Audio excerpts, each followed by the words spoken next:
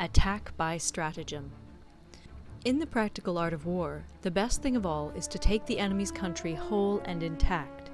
To shatter and destroy it is not so good.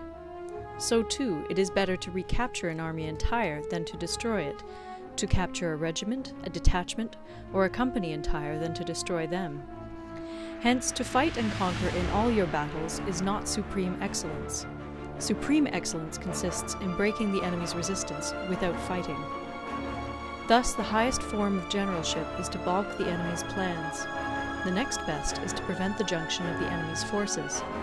The next in order is to attack the enemy's army in the field. And the worst policy of all is to besiege walled cities.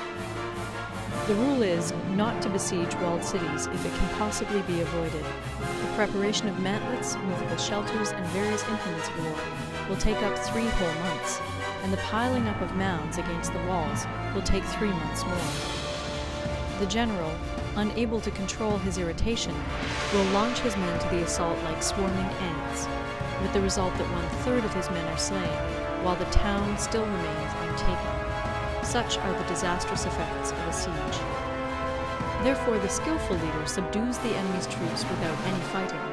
He captures their cities without laying siege to them. He overthrows their kingdom without lengthy operations in the field. With his forces intact, he will dispute the mastery of the empire, and thus, without losing a man, his triumph will be complete. This is the method of attacking by stratagem. It is the rule in war, if our forces are 10 to the enemy's 1, to surround him; if 5 to 1, to attack him; if twice as numerous, to divide our army into 2. If equally matched, we can offer battle; if slightly inferior in numbers, we can avoid the enemy; if quite unequal in every way, we can flee from him. Hence, though an obstinate fight may be made by a small force, in the end it must be captured by the larger force. Now the general is the bulwark of the state. If the bulwark is complete at all points, the state will be strong. If the bulwark is defective, the state will be weak. There are 3 ways in which a ruler can bring misfortune upon his army. 1. By commanding the army to advance or to retreat, being ignorant of the fact that it cannot obey. This is called hobbling the army. 2.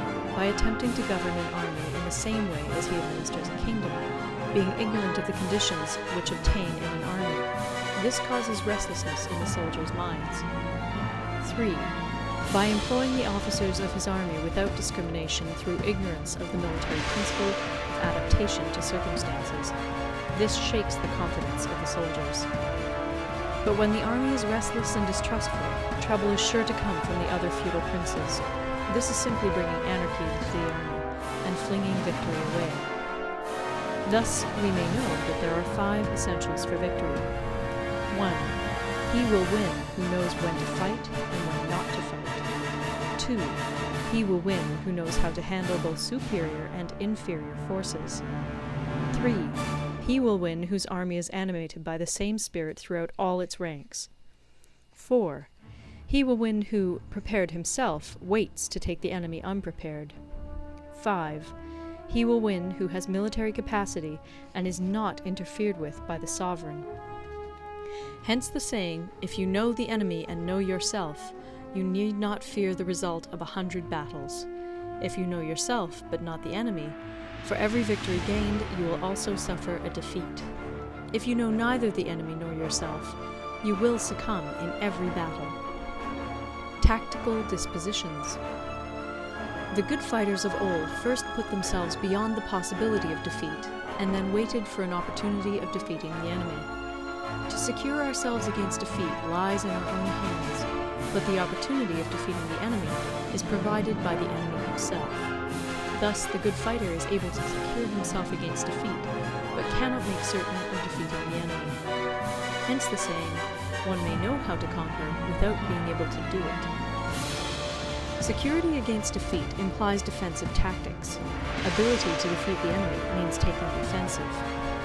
Standing on the defensive indicates insufficient strength, attacking a superabundance of strength. The general who is skilled in defense hides in the most secret recesses of the earth. He who is skilled in attack flashes forth from the topmost heights of heaven. Thus, on the one hand, we have ability to protect ourselves. On victory that is complete. To see victory only when it is within the ken of the common herd is not the acme of excellence. Neither is it the acme of excellence if you fight and conquer, and the whole empire says, "Well done!" To lift an autumn hair is no sign of great strength. To see the sun and moon is no sign of sharp sight. To hear the noise of thunder is no sign of a quick ear. What the ancients called a clever fighter is one who not only wins, but excels in winning with ease. Hence, his victories bring him neither reputation for wisdom nor credit for courage. He wins his battles by making no mistakes. Making no mistakes is what establishes the certainty of victory, for it means conquering an enemy that is already defeated. Hence, the skillful fighter puts himself into a position which makes defeat impossible, and does not miss the moment for defeating the enemy. Thus it is that in war the victorious strategist only seeks battle after the victory has been won, whereas he who is destined to defeat first fights and afterwards looks for victory. The consummate leader cultivates the moral law and strictly adheres to method and discipline. Thus it is in his power to control success. In respect of military method we have, firstly, measurement, secondly, estimation of quantity, thirdly, calculation, fourthly, balancing of chances, fifthly, victory. Measurement owes its existence to earth. Estimation of quantity to measurement, calculation to estimation of quantity, balancing of chances to calculation, and victory to balancing of chances. A victorious army opposed to a routed one is as a pound's weight placed in the scale against a single grain. The onrush of a conquering force is like the bursting of pent-up waters into a chasm 1,000 fathoms deep.